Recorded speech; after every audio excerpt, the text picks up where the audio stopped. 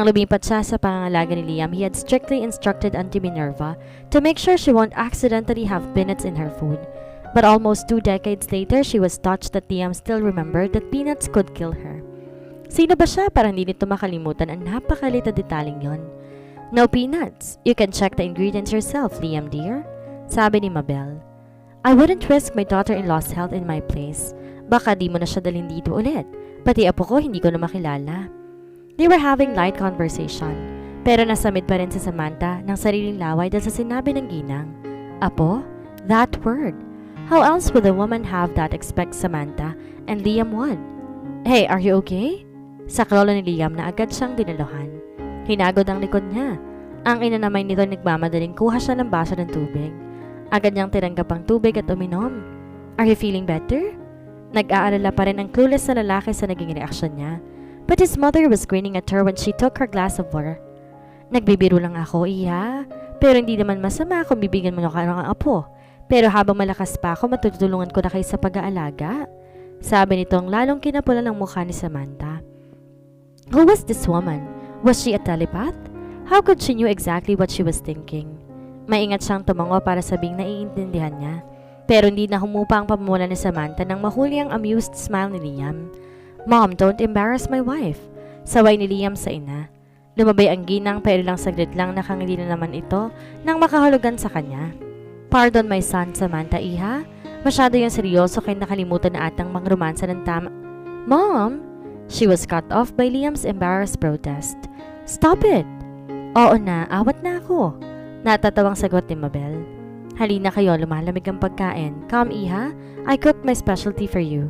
Inagaw siya nito kay Liam at nagpatiyo na sila sa pagpunta sa dining room. Liam followed behind them. Di na ni Samantha ito nilingon pa kasi nahihiya pa rin siya. Una sa halik tapos ito namang usapan tungkol sa apo. Pero sa kabila ng lahat, she could not help but think about it. Magkakaroon ba ng pagkakataon na magkatotoo ang hiling ni Mabel na apo? They had a sumptuous dinner that evening. For Samantha, that dinner was special. It was the first meal that she had with Liam and one of his family. Will there be more of that in the future? Asikasong-asikaso siya ng mag-ina but especially Liam. Gawa nang di naman siya left-handed para mapakain ng maayos ang sarili niya.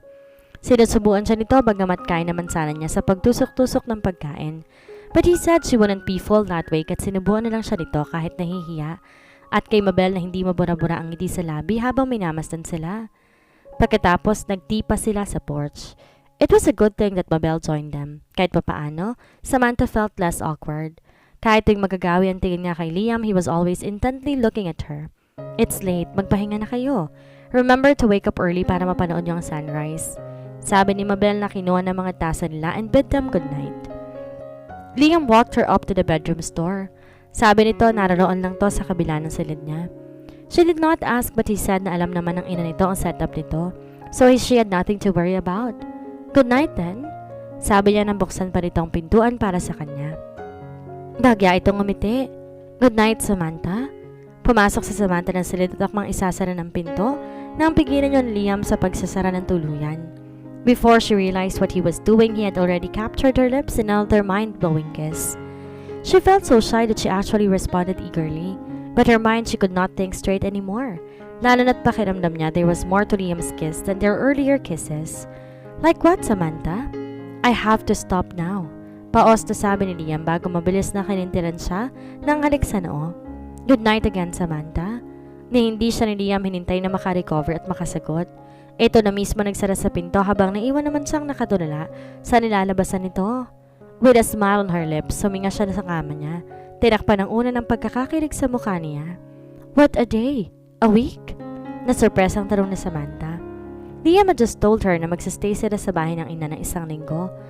But aren't you busy with work? Dagdag niya ng paggunungutatan siya nito ng Nag-aalmusal sila at sinabi ang plano nitong bakasyon.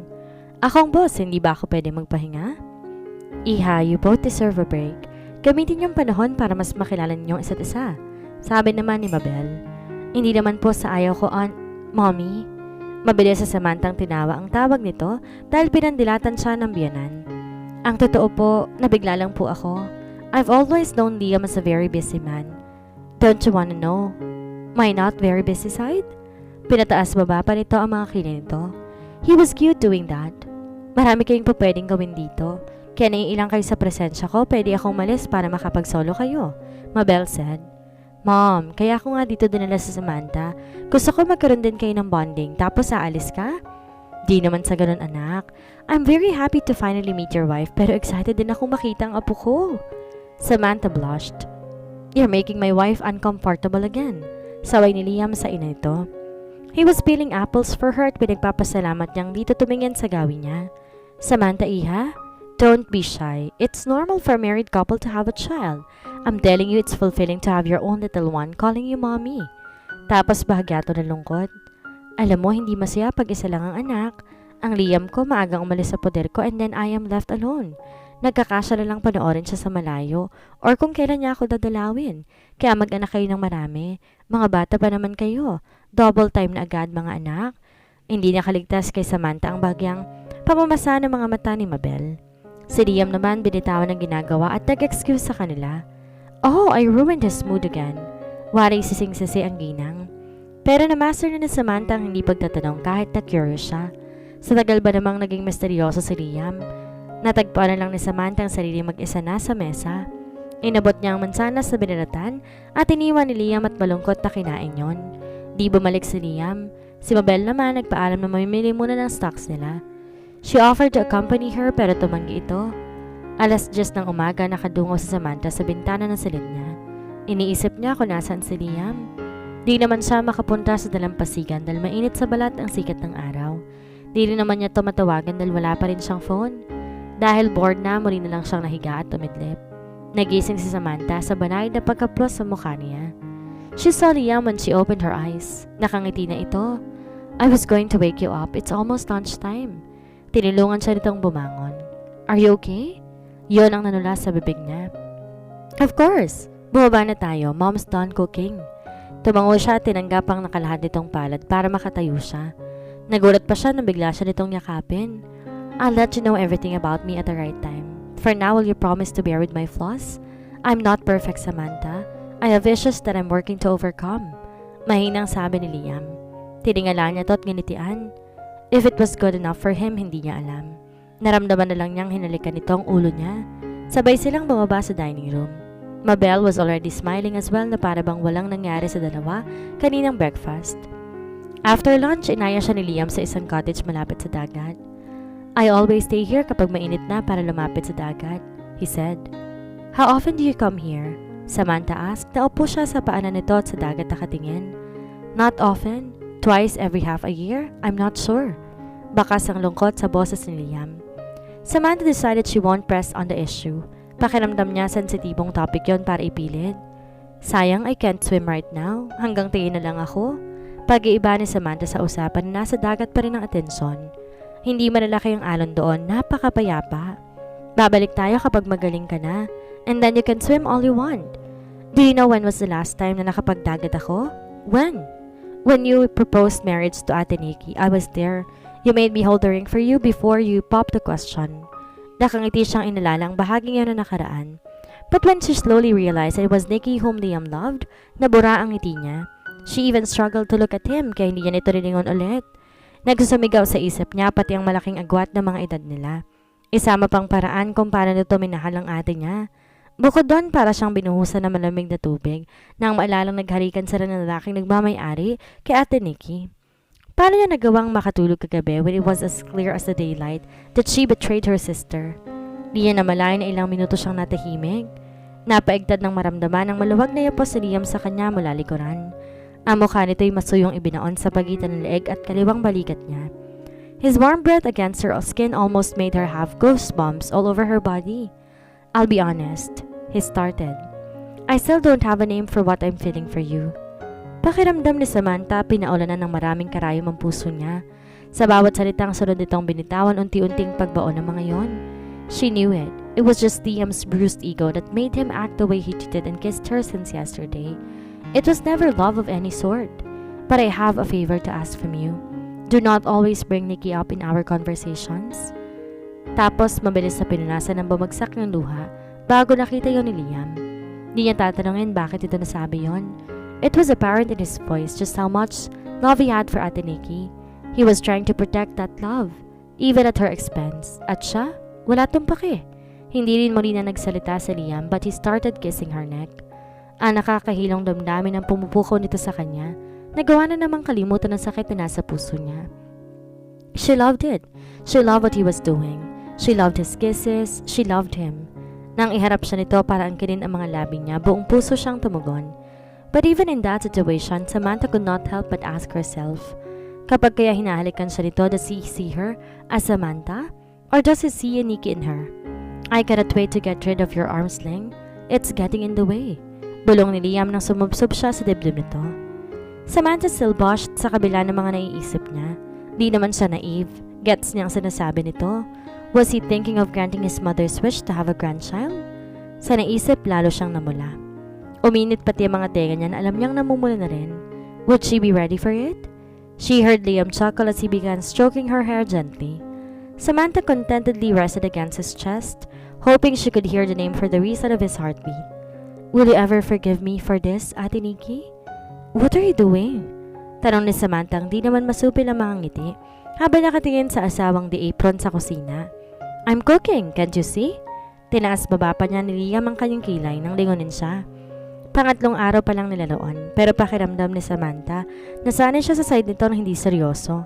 He was sweet and caring. Sometimes, she was thinking if he was beginning to be like the man he used to be before he lost Nikki. Samantha could still remember how she adored him back then, but it was the unadulterated kind. She loved him because Nikki loved him, because she thought he was going to be her brother-in-law. You can cook? Lumapit si Samantha at inusisa ang niluluto nitong pang-lunch nila. Sinigang? He answered, switching the temperature to low. This will be done in a minute. Are you already hungry? She shook her head. Hindi naman.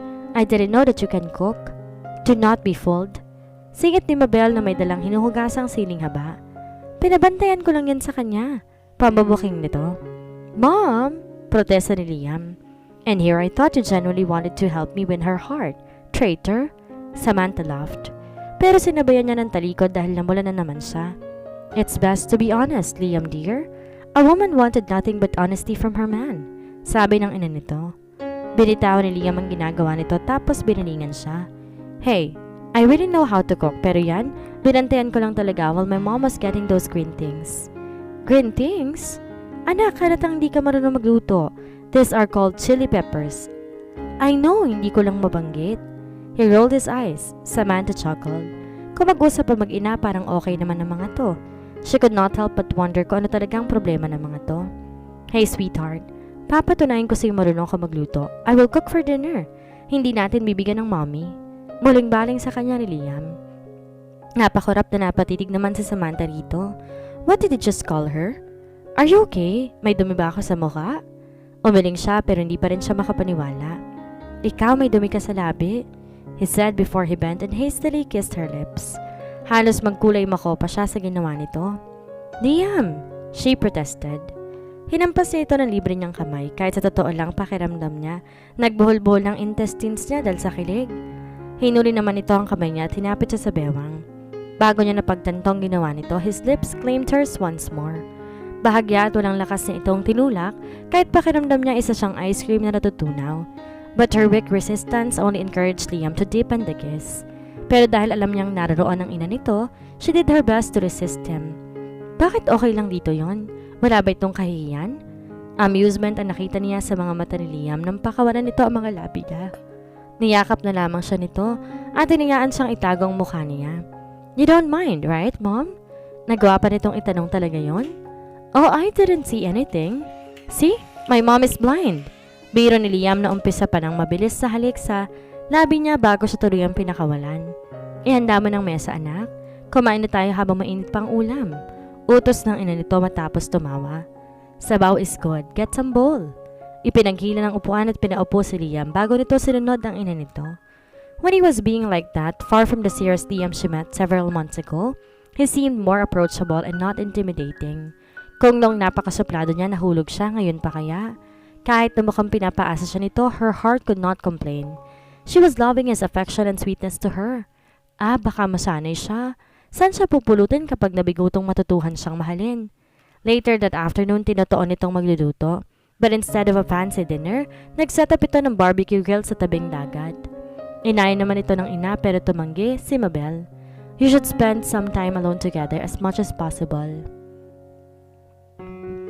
At least while you're here. Sabi nito na tulungan lang sila mag-set up. Binigyan din sila nito ng blanket para raw may upuan siya habang nag-iiyaw ang asawa niya ng mga isda.